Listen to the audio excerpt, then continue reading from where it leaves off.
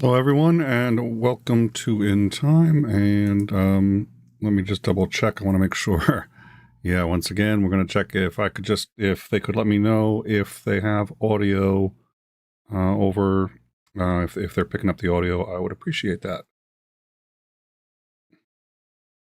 Is there audio? Just oh, well, there's a bad meter here, and it keeps telling me that there's no audio, and I suspect there is, which would be hilarious. So I'm going to proceed as if there's audio. Thank you for joining us. Yeah, if there isn't, we'll do this again. Russia is once again initiating a massive troop buildup along the border with Ukraine. Intelligence is reporting that Putin is amassing more than 100,000 troops along the border and is preparing for an invasion in early 2022. This buildup is far more serious and substantial than the one that they had for the annexation of Crimea in 2014. Quote, "We've been very clear that there would be serious consequences," said Secretary of State Anthony Blinken, of the invasion threat. A senior administration official said that he would expect that the U.S. would deploy troops to the eastern flank of NATO countries if, in fact, there is an invasion. Thank you, KCA. Appreciate it. According to Human Rights Watch, the Taliban has executed at least 47 members of the Afghan police and national security forces since they surrendered to the Taliban months ago. However, this report is based on a very small number of interviews, less than 70 people total, suggesting that the real number of those executed could be much, much higher. Human Rights Watch has also reported the targeting of family members of the former security officers and police. A Kandahar man described the Taliban knocking on his door in search for his brother, who was a former member of the National Security Force. Quote, "There was a knock on the door. The Taliban asked, 'Is your brother home?' I said, 'No.' 'Do not be scared,' they said. 'Tell him we want to talk to him.' I said, 'No, he is not home.' A couple of days later, they took my brother from the street. We looked everywhere. We went to the Taliban, who denied any involvement. 2 days later, we found his body." Human Rights Watch has said, quote, "Summary killings and enforced disappearances have taken place despite the Taliban's announced amnesty for former government, civilian, and military officials, and reassurances from the Taliban leadership that they would hold their forces accountable for violation of the amnesty order." Roger Stone, who has repeatedly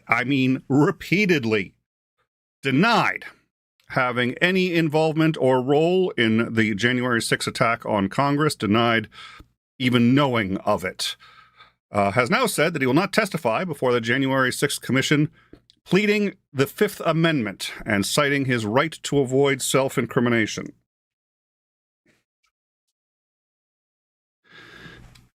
If he doesn't know anything, why does he need to... Okay. He joins John Eastman, the attorney who drafted a questionable legal theory claiming that the former vice president had the authority to halt the election certification, and Jeffrey Clark, a former top justice official in the Trump administration, who spearheaded a letter attempting to get Georgia to flip the election results. Roger Stone was sentenced to 40 months in prison, in part for lying to Congress, before his sentence was commuted by then-President Donald Trump. Trump's former chief of staff, Mark Meadows, refused to comply with a subpoena from the January 6th Commission and was facing a criminal indictment when he changed his mind and finally agreed. He handed over roughly 6,000 pages of documents and was in negotiations to testify when he changed his mind again and refused to comply any further. He is now saying that he will not testify on the grounds of executive privilege with the former president. As of 2 hours ago, he went even further, suing Nancy Pelosi and the January 6th Select Committee, asking a federal court to block the subpoena of both Meadows personally and a subpoena to Verizon, seeking his phone records. Meanwhile, the committee has signaled that it will pursue criminal contempt charges against him, with Republican Representative Liz Cheney saying that she is, quote, looking forward to litigating it. Meanwhile, Steve Bannon is his trial on contempt of Congress is slated for July 18th. His legal team has been attempting unsuccessfully to get it pushed back, preferably to after the midterms in 2022, in an attempt to run out the clock on the charges.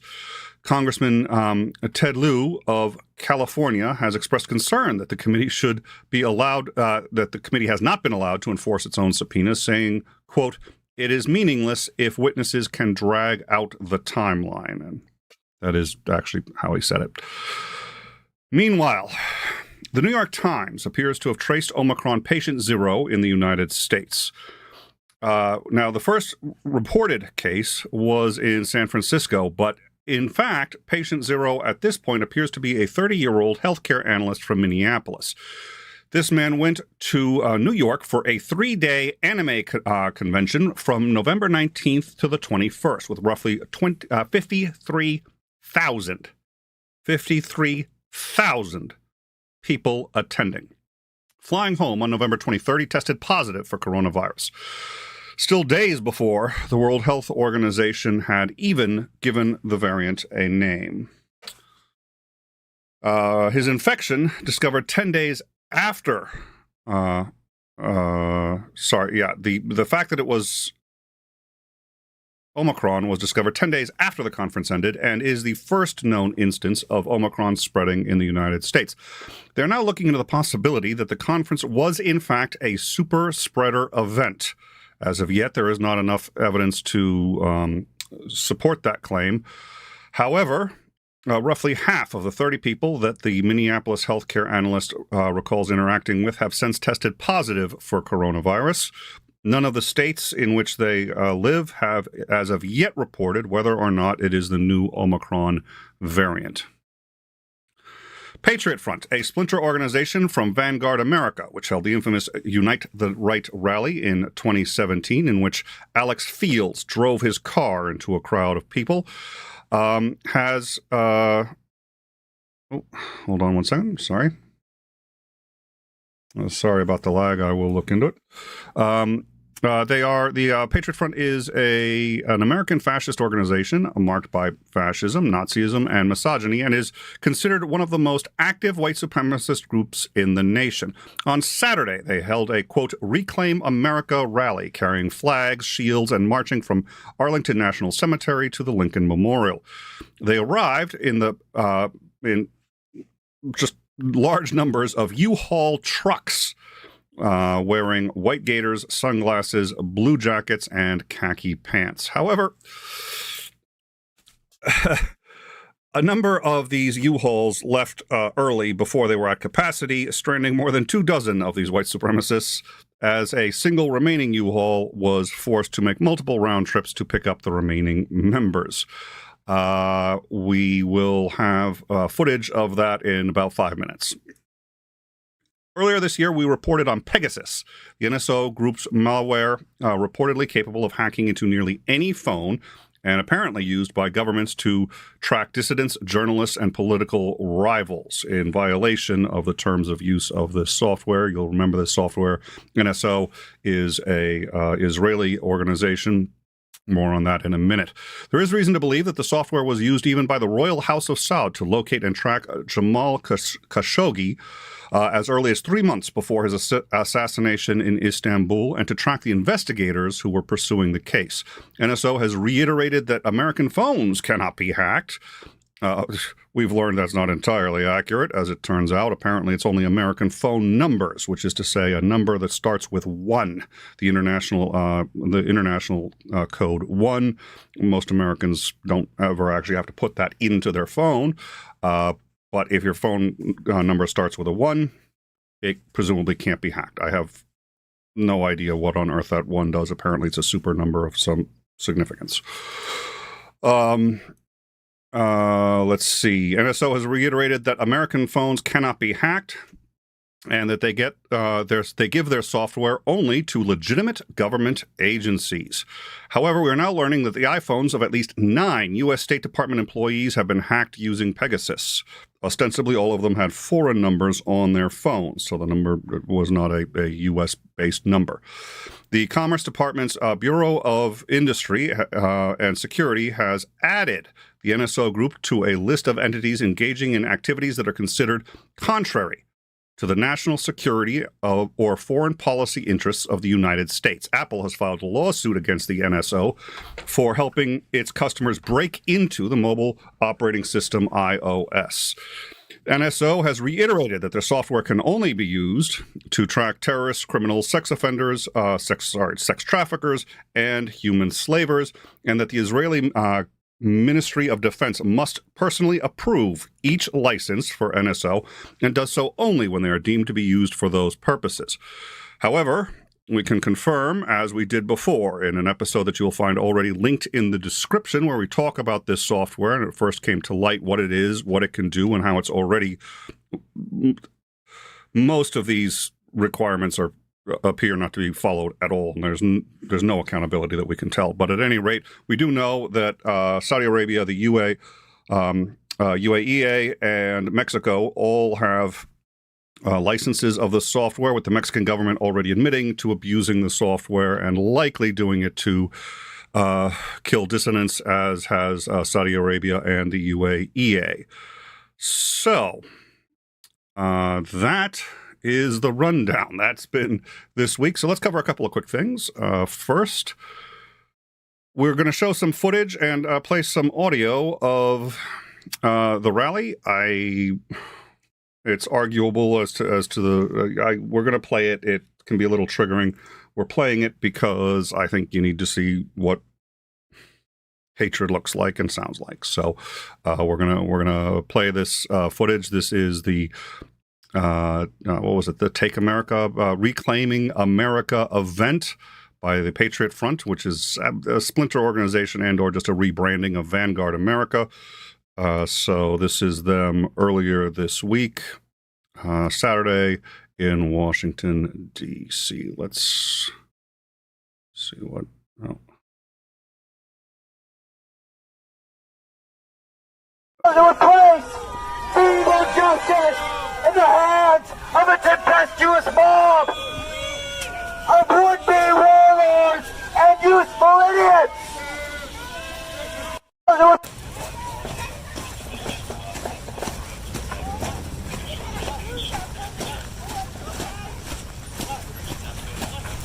They have heater shields there, which is pretty serious.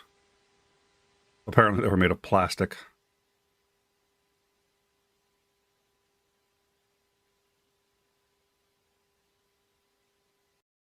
So they really Nazis? No, they white. They white supremacists. So The same shit. Oh, they trying to defend it. No, they trying to tickle like come to America and shit. And, like, oh. Yo, what the fuck? Oh shit!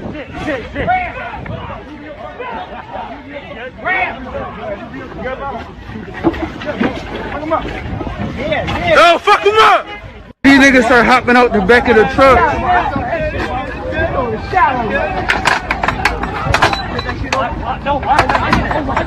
Yo, fuck them niggas up, they trying to escape!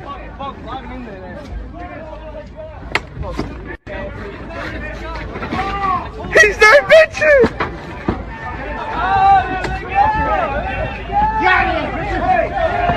These niggas got smokes coming out the trucks and shit. This shit like a Call of Duty campaign out in the... Yeah, they had This is Luca Corgiot with Media to Rise, kicking off the live updates for today. We are currently in the back of a box truck. There is a caravan of box trucks heading to Washington, D.C., where Patriot Front is going to be marching, demonstrating, and giving some speeches from Thomas Rousseau. Reclaim America! Reclaim America!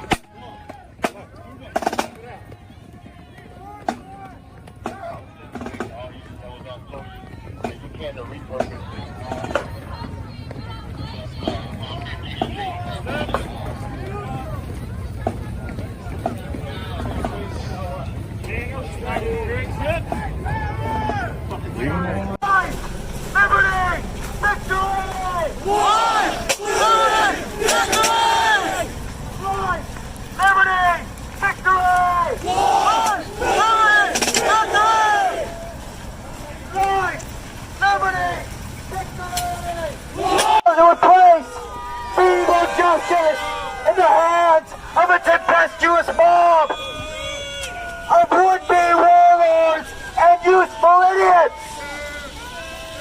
You can see they've brought the helicopter out. There's tons of police. Thomas, why are we marching in D.C.? Our demonstrations are an exhibition of our unified capability to organize, to show our strength, not as brawlers or public nuisances, but as men capable of illustrating a message and seeking an America that more closely resembles the interests of its true people. Okay, guys, we are headed to the Capitol for Thomas to give his speech. We are completely surrounded by an army of police and tons of spectators that are enjoying the show.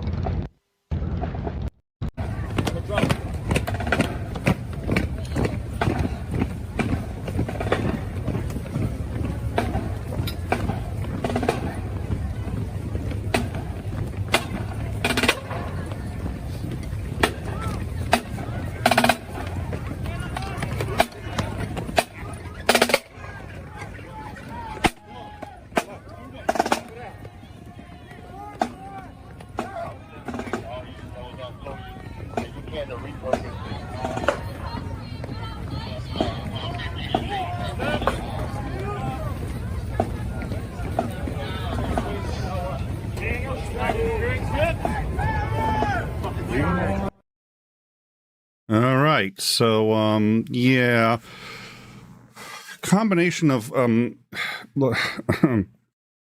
seeming somewhat childish, pedantic, and foolish, just worthy of derision, and a little scary. I mean, they clearly wanted to be reasonably militarized and intimidating, and okay. So, yeah, that was them. So, as to Pegasus, we did, like I said, linked in the bottom is a description of, or is a link to our show on the Pegasus software. When it was revealed, it is made by a Israeli firm and can purportedly hack any phone, but they have reiterated that their strongest ally, the U.S., it cannot hack American phones. Now, ostensibly, the reason that they gave is the American network is built differently, and their hack exploits certain unique elements of European phone networks. That was essentially the argument they made. I don't know. Now they're saying that if it's an American's phone, but the phone number is not from the U.S., they can still hack it. They just can't hack American phone numbers. Ostensibly, perhaps that's because an American phone number is still going to get routed through the U.S. somehow, and somehow they can't penetrate the way the calls are routing. I don't know. I honestly don't really believe a word of it. It makes no sense to me. It made no sense to me back then. We discussed it. I find it highly unlikely. I think that it's the only way that the U.S. has been willing to look the other way as they make this product is to sit there and say, well, you can't hack our phones, right? Oh, yeah, no, we can't hack Americans. They're too smart for us. We can't hack the American phone. And because Trump was in office, we believed it. So, that's, they've now clearly hacked, it appears that they've hacked, I think it was 9 DoD phones. And again, it's not this organization. It's an unknown entity using this software. Back then, we reported that seems to be quite likely that they used this software to. So one of the things this software can do is once they've got it, they have complete access to your phone. That means your camera, your microphone. They can activate both without you knowing that it's on. They can activate the GPS on it so they can know where you are. It looks like they attempted to get Khashoggi's phone. They were unable to do it, but they were able to hack into his wife's phone 3 months before, I think his wife and girlfriend. And they hacked those phones 3 months before he was killed. If they hacked those phones, anybody who's got that hack can obviously reasonably easily track him down. And he was tracked down and murdered in the bathroom of the Saudi embassy. So, and then it was a Saudi embassy in I think in Istanbul.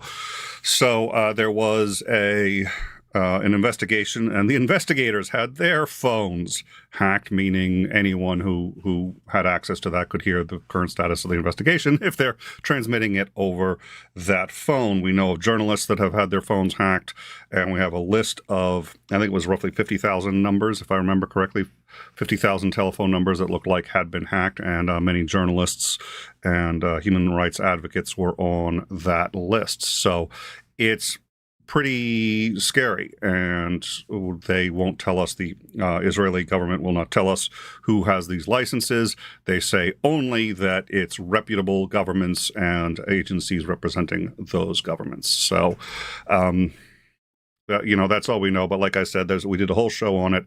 It's linked down at the bottom. It's on the Pegasus software. I have a feeling we're going to be finding out more over time. That's why, this was huge news, and it wasn't covered by the mainstream media. It's one reason why we decided to cover it. And I think it's going to get a lot worse reasonably soon. And by that, I mean in the next number of months. We have a lot going on, and it's only when we discover, and it's when somebody important has their phones hacked. And the problem is you can't trace who did it. It was anybody who's got access to the software, and it's out there. So the healthcare analyst, 30-year-old healthcare analyst from Minneapolis, appears to be patient zero. And he was at a 3-day anime convention from November 19th to the 21st with, again, roughly 53,000 people attending. This was in New York, and flew home on the 23rd and tested positive for coronavirus. Now, it was another 10 days before they were able to determine that was actually the new Omicron variant. But what that means is we had the Omicron variant here before the first case detected in San Francisco. It also means that, if there's attempting to shut down international travel to stop it, it was already here by the time we even knew it existed.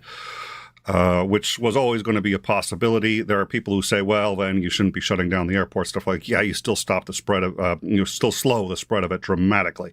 So, it's, I don't think it goes one way or another, but it does speak to the severity of this issue and how basically we are always going to be behind the 8 ball.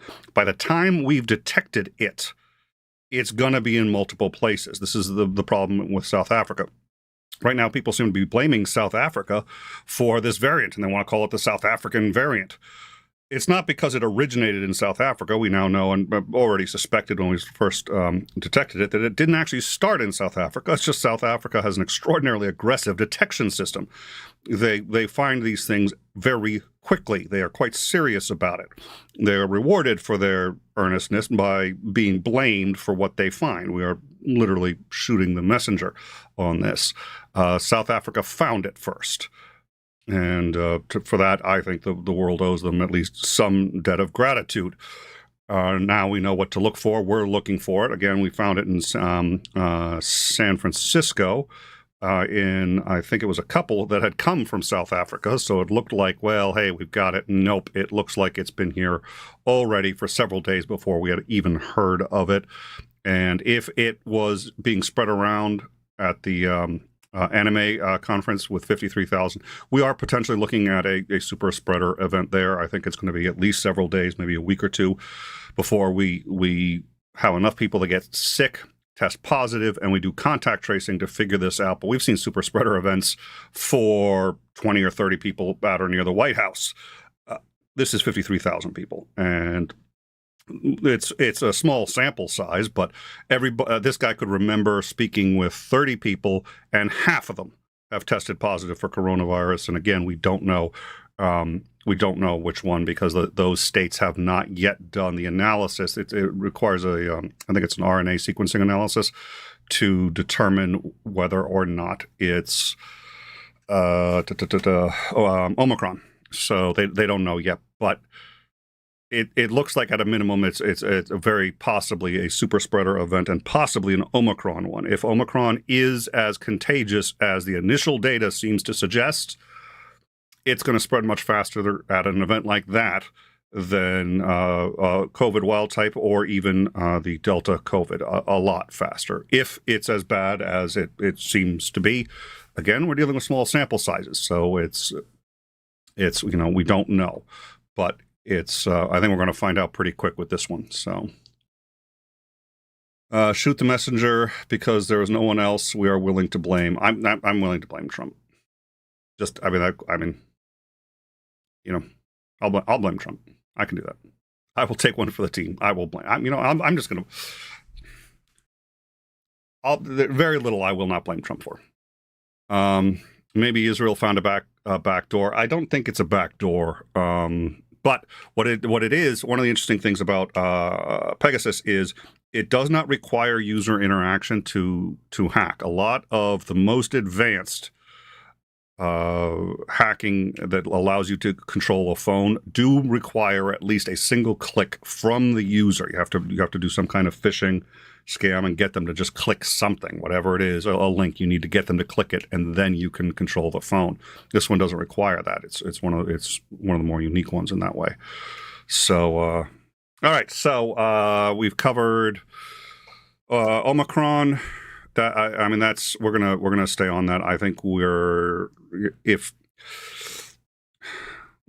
getting ready to maybe start weekly shows on COVID again. It depends on what happens with Omicron, but if this really was a super spreader event, and if it's as bad as it looks, which are two, by the way, those are reasonably unknown ifs. I mean, that's not a long shot, but it's also certainly not by no means certain.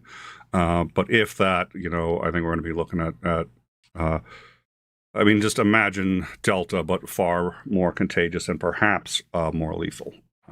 That would be a problem. So let's see. Patriot Front. It's Vanguard America rebranded after Alex Fields killed that woman by driving his car into a crowd.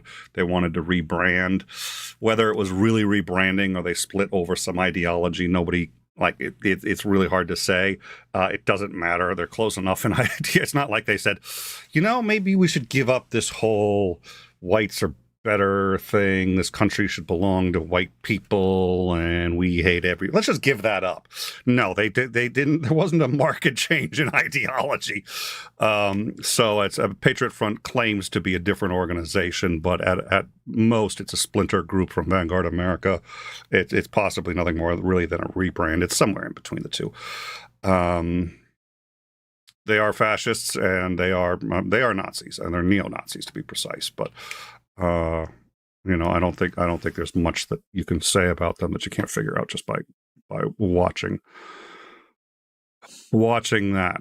So let's see. The Taliban and Human Rights Watch. We knew this was going to happen, and seeing that they've executed 47 people in 3 months. It isn't terrible, I hate to, you have to kind of quantify these things, say, okay, how bad is it? Well, that's really not that terrible. They've been at war for how long? So 47. But they only interviewed 70 people. And it's very hard for them. The Taliban doesn't let Human Rights Watch just go into the country to do these interviews. So it suggests to me that it's a lot more than that. And we all suspected there would be a lot of deaths because that's how the Taliban operates. And everybody was afraid of that, which is why the Taliban said, no, we're going to offer amnesty because we're the newer, kinder, gentler Taliban. And I think everybody really kind of hoped that they meant it, but I think everybody knew that the chances of that were actually extraordinarily slim. So if they are as serious as they were last time about punishing anybody who would have been involved in a government a security force or anything like that, you're looking at easily hundreds, 300, 400 without a doubt, and maybe significantly more, probably over enough time into the thousands. That's what they do. It's essentially going to be almost a kind of genocide, except instead of going after minority. They're going to be going after anybody who helped the former government. And they told people they would. And they have to make good on those threats. They said, look, when they got thrown out of power, they said the U.S. is going to leave someday. When they do, we are going to make sure anybody who helps them regrets it. They want to stay in power as long as possible. That means they must follow through with those threats. They have to. They don't have a choice. So I just take it personally because this was reasonably preventable. And we discussed how and why on our show. I think we could have. We've got, quote, endless war in South Korea, Germany, and any number of places where we have a permanent base. That's, and they're allies. Germany, Japan, still allies. South Korea is an ally, but we have a base there, keeping an eye on North Korea, and just having the troops there. We weren't having any combat casualties in Afghanistan. We weren't having any. We didn't need to do this. And it betrayed people who...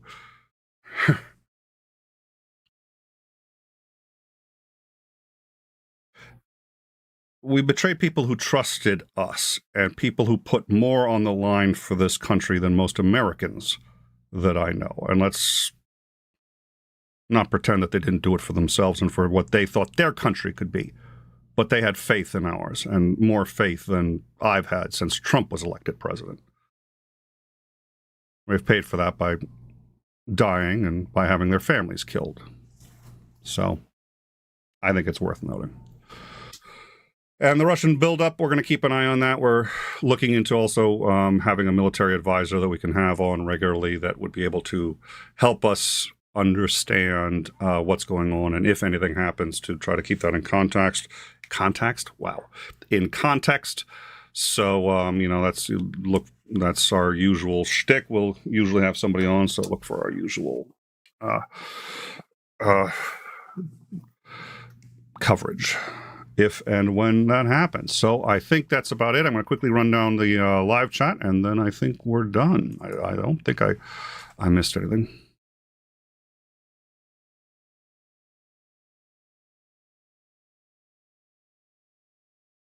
Yeah, if those 30 were all from contact, then it's what a time to play. Blazing Pope was just started right before the show. It's just like, oh, it's going to hell in a handbasket. I was like, yeah, wait till you see the show.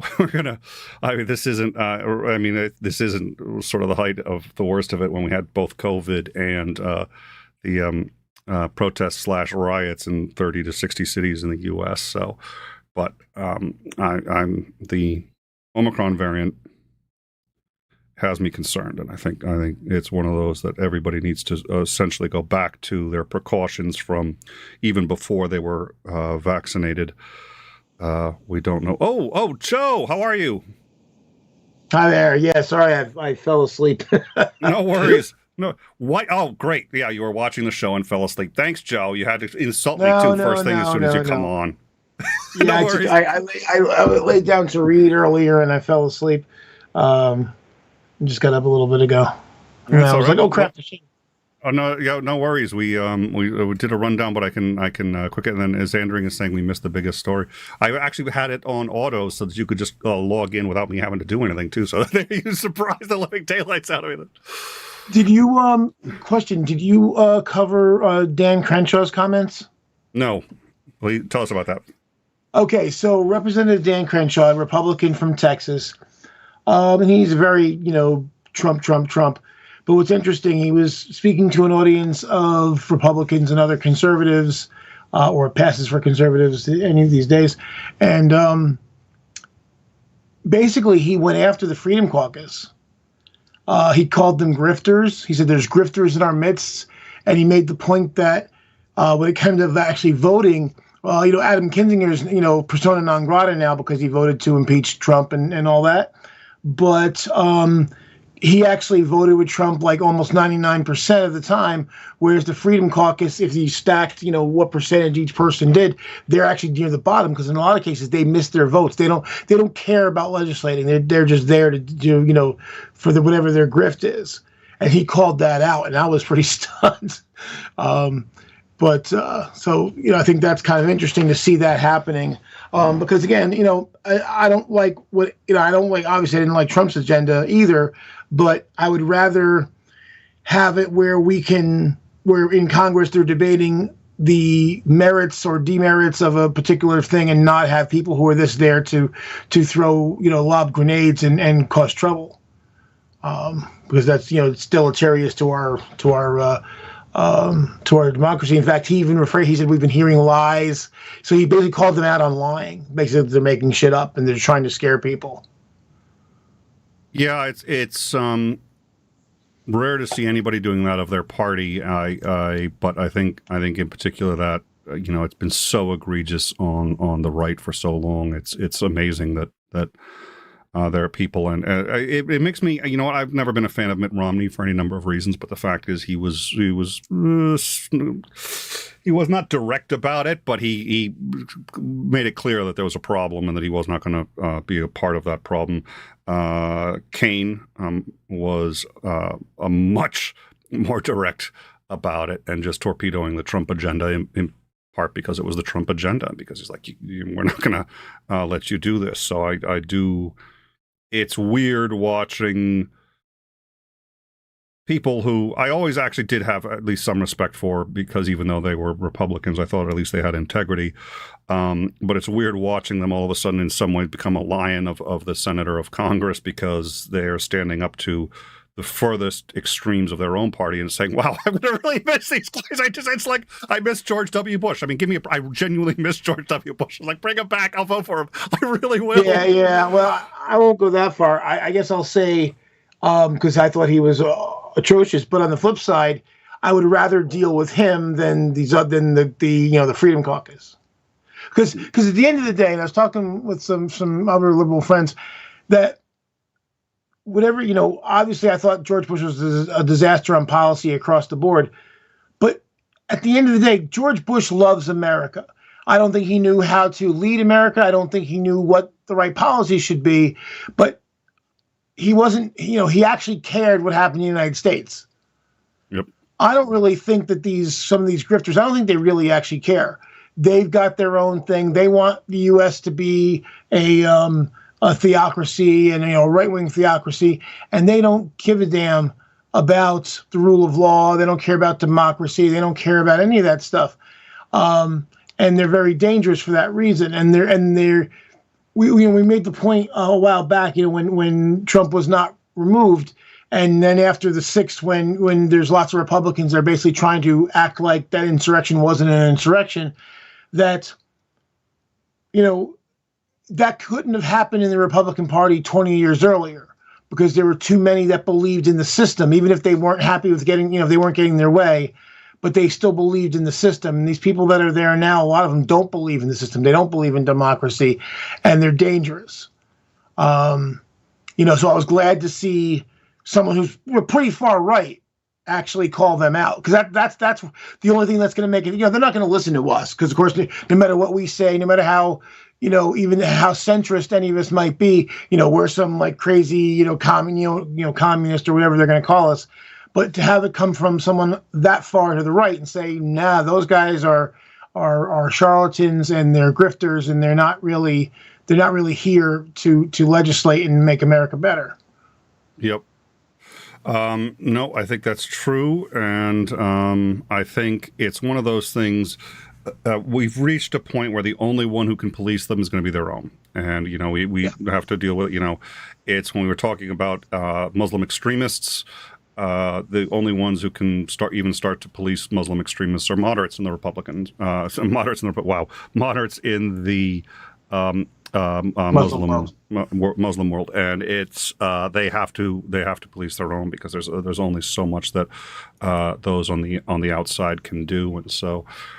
Right. I think you've got to. Well, and especially it was interesting, like I said, when he called out the fact that their voting record, they talk and say, they felate Trump metaphorically, and who knows, maybe physically, but but the fact that their voting record is actually poor from that perspective, because again, they don't actually show up for votes. that's probably the most damaging thing, because they what they try to do to maintain their power is to cow everybody, like, well, we're going to tell everybody you're not for Trump and blah blah blah, and it turns out they don't do their record in supporting Trump's pretty poor. Yep. All right. And then Sinister Porpoise, $5. Thank you, Sinister, for your support. I always really sincerely appreciate it. So thank you so much. I got a 96% on my pre-calc final. Yes, that is inappropriate, but I'm bragging. Listen, if I got over 50, I'd be bragging too. Brag as much as you want. Yeah, absolutely. We live in the most braggadocious society that's ever existed. Bragging about getting a good mark on a test is pretty tame. Well, no, bragging about something you actually did is fucking like, it's about time. I'm glad. Exactly. You actually accomplished something, unlike most people who are just like, I'm the greatest piece of shit that ever happened, blah, blah, blah, As opposed to Trump, who knows all the biggest words and the best words, and is bragged his IQ is, oh, Jesus. Yeah, I don't know. All right, so I don't know if there's anything else you wanted to, winning bigly. I guess that's it, because I was not up on events this week, and I was going to try to talk to you, and I missed all that. So I was out yesterday, so I got my COVID booster, which I think I'm going to tell people you should really do, and it hit me really hard.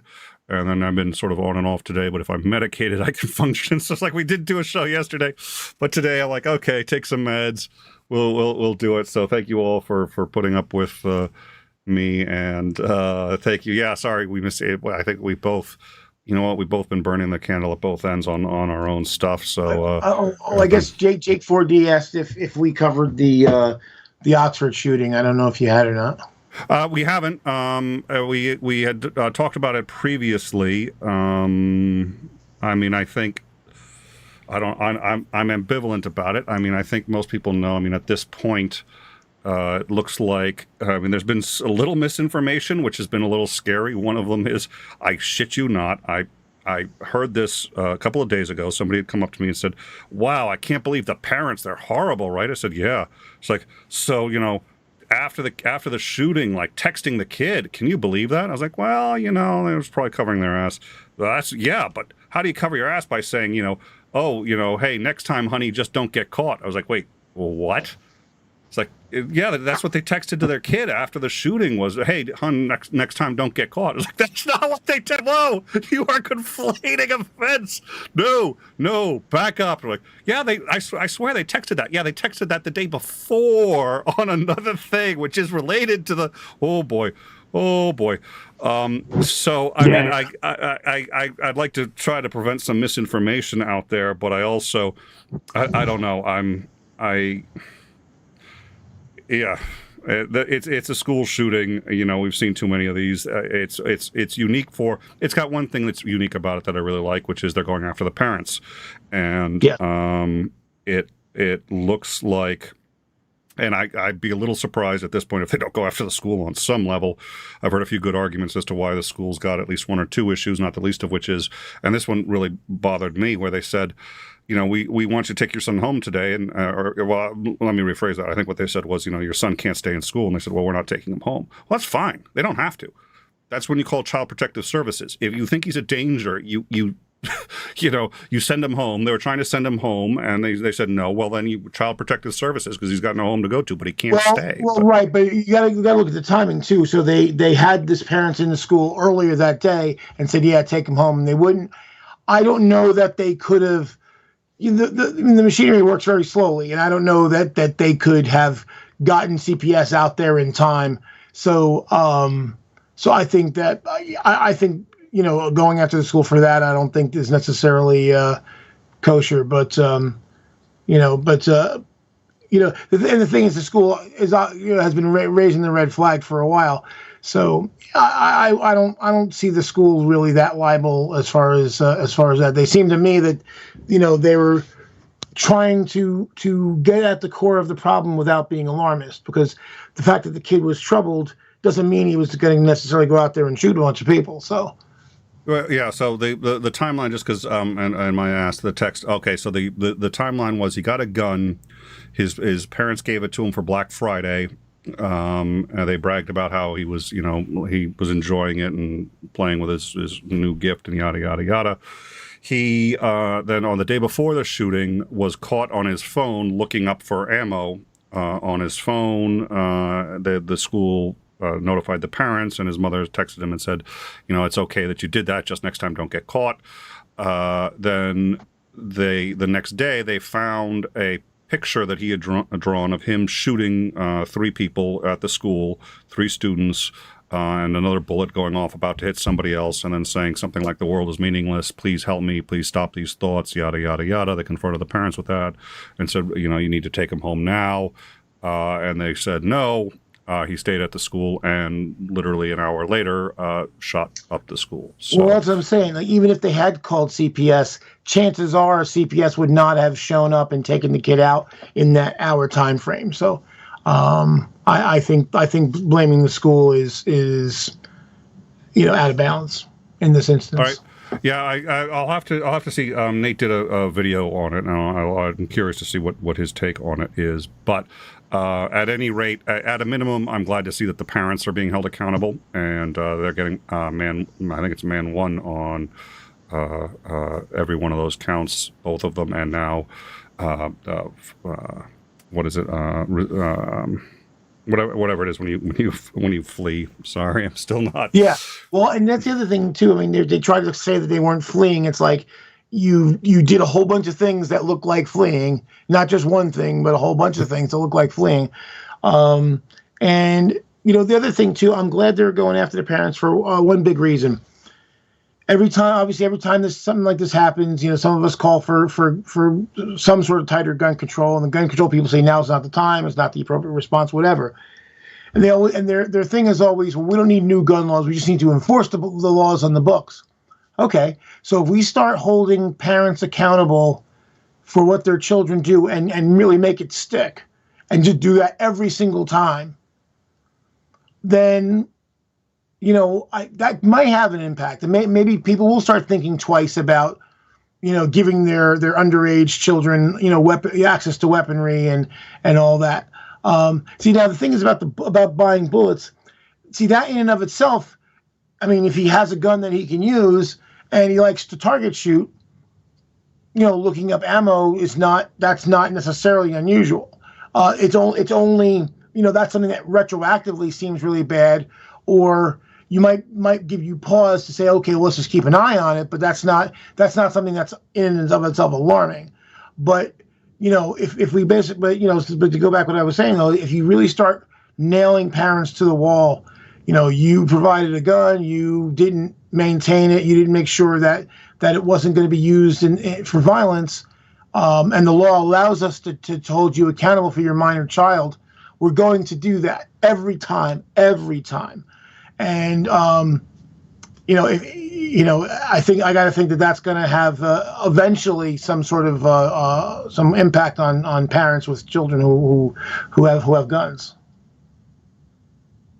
I think that's true, and I think that's again the like when we're talking about Norway, they have the government issues you a gun. Why do they not have this kind of problem there? Well, because if your gun falls into the hands of a kid, you're responsible. If your gun isn't locked, you're responsible. If somebody commits a crime with your gun, guess who's responsible? It's just as I said last time, they also don't give you ammo, and ammo is very expensive and very hard to get. Well, and that is, I think you're right. The pro Second Amendment are always, but they're talking out of both sides of their mouth with that. They're like, well, enforce the laws we have. Well, the laws that we have, do say that we're supposed to keep track of guns used in a crime, but they fight that and they do everything they can to, and then they tell the Centers for Disease Control that they can't. They can actually study the data, but they can't report on the data. So they don't actually study the data because of this, and it's. Yeah, these are not people who actually even mean enforce the laws we have. But yeah, I'm hoping even to the point where they'll claim, it's not about the gun, it's about mental health. But then when there was a bill a couple years ago, or 3 or 4 years ago now, or maybe longer, that would have, I guess it was during Obama, so it was both like 5 or 6 years ago now. There was a bill that said, okay, we're going to include some sort of mental health screening that says make sure that at least you don't have some form of mental illness that includes violent past. Because obviously most people with mental illness are not violent, but if they're basically, we're going to try to find people who are violently mentally ill and prevent them, and they vote, and the Republicans all voted against it, and the NRA was against it. So that's again the way you know they're full of shit, because when you say basically try to do it their way, they don't like that either. Yeah, no, I completely agree, and I say that too when I'm arguing with them. They say, "Oh, it's a mental health issue." I said, "Oh, so you're for socialized medicine?" Like, wait, what? No, I'm not for socialized medicine. Well, wait a minute. You have to be, right? Because you believe this is a mental health issue, and you want to end the gun violence, right? Oh, yeah, of course. Well, okay. Well, you have to have free medicine because you're not going to get somebody who's mentally ill. They probably can't even afford a doctor. They're not going to be able to. So you have to make sure that the community is capable of paying for them to get the mental health screening. If they're mentally ill, they're not going to do it. The people who need this, so that we can solve this problem the way you say, and like. Yeah, that's a different debate. No, you made it the same debate, and I find it interesting that all of a sudden, no. Well, it's the same thing. Like there's I don't know if it's a federal law or not, or it's definitely certain states have the law where, if you're married to somebody and you have a history of domestic violence, that your guns can be confiscated. But they doesn't cover boyfriends. Only married people. So basically means if you're not married to somebody, well, then you don't get the same protection.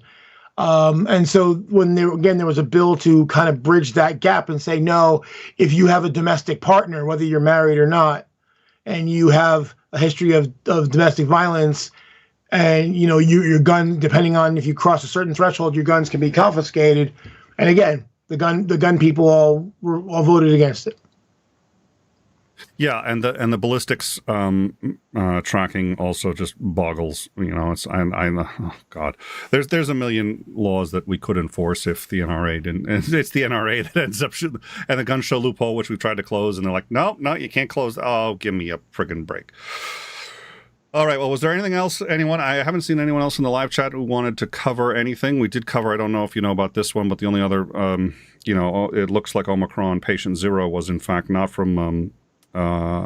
San Francisco, but what was it? Let me see where I forgot where he was from, but he was a healthcare analyst who was from Minneapolis, who was in New York for a anime convention from November 19th to the 21st with roughly 53,000 people attending. Yeah. He has, as part of the contact tracing, he has given 30 people that he remembers meeting, and roughly half of them have tested positive for coronavirus. We don't know yet if it's the Omicron variant, but he's got it.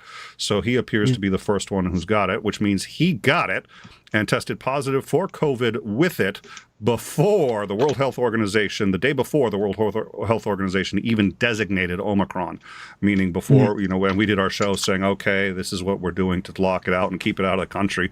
It looks like we may have already had a super spreader event in this country by the time we aired that show, talking about what the discussions we were having about how to keep it out. So, yeah. That's why people need to understand why this is so serious. It's we are always behind the 8 ball. By the time we know it's there, it's already spread. That's just how it works. So. All right. Well, I think there's nothing else. Good to see you, Joe. And let's I feel you. It's been a rough couple of days. So, and we had to cancel yesterday's show. So. Get some rest. Thank you so much for coming. Thank you to our audience. If you've gotten here, hopefully you find this helpful and productive. Please like and subscribe. It really does help us out with the algorithm. That's why everyone always asks. We will have on Friday after dark our call-in show. Come on in. Anyone's invited. Open hang. We hope you guys will show up. We'll talk about any subject, anything that we've been covering on the news, anything that's been anywhere other than the news. So, hope you'll do that. And then on Tuesday, improving the discourse with Seth Andrews, which I'm going to be really looking forward to. And Brainy Beaver for $2. They do a background check on renewal here for guns. They do here too in the U.S. A background check is required by law. There's a lot of laws. Unfortunately, not for private sales. And so the gun show loophole is where people go to gun shows and they're private individuals with loads of guns for sale, but they're only doing private sales, so they don't have to do a background check and they can sell you all that. And it's like you can get around it, but yeah. We have some pretty good gun control laws in the U.S. We just don't follow any of them, thanks to the people who say we should be following them all. But all right, so yep, thank you all very much. Thank you, Joe, and we will catch you all Friday. All right. Yeah. Welcome to In Time. Please don't forget to like, subscribe, and hit that bell for notifications. We read all your comments, and if you like this video, please don't forget to share.